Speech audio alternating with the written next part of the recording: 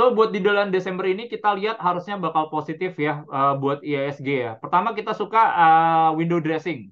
Karena kalau kita lihat secara historis 29 tahun terakhir itu cuman 4 kali indeks di bulan Desember itu mengalami penurunan atau negatif gitu. Jadi harusnya sih sebenarnya long di bulan Desember ini akan ada dorongan itu ya.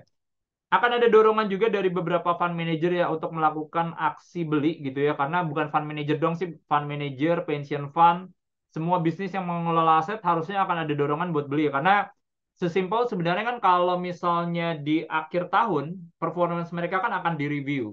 Jadi dari komite investasi ngelihat pension fund, ngelihat aset manajemen, apakah kayak performa fund mereka tuh akan bagus atau enggak gitu. Jadi biasanya yang kayak untuk ngangkat mereka punya performance porto ya mereka melakukan kayak pembelian aset gitu ya. Jadi mereka melakukan pembelian aset, harganya naik gitu kan, harganya naik dan itu pasti akan positif sebenarnya buat porto mereka.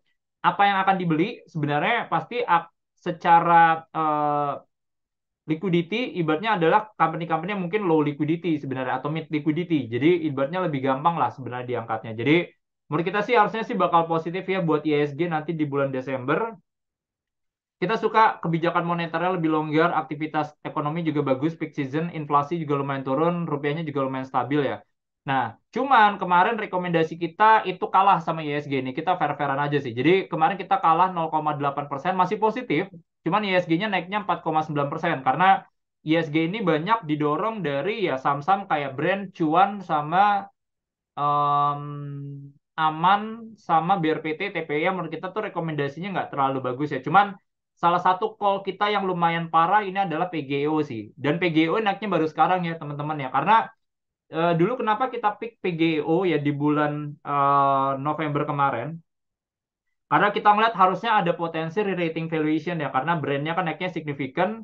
Harusnya orang juga akan ambil alternatifnya PGO sebagai pilihan lah. Karena ini kan kayak brandnya tuh naiknya lumayan signifikan. Apalagi PGO kan fundamentalnya juga bagus ya. Utangnya lumayan rendah.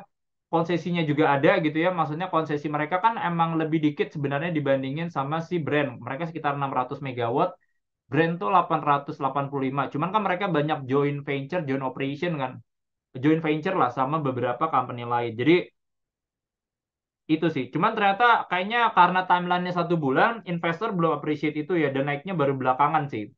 Jadi itu sama gudang garam. Kemarin pas kita rilis laporan keuangan gudang garam di bulan September itu nggak terlalu bagus ya.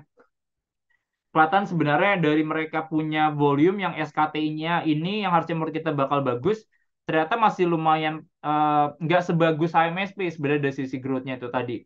Jadi itu sih. Ini ngasih sedikit ya. Nah, jadi ini rekomendasi kita ya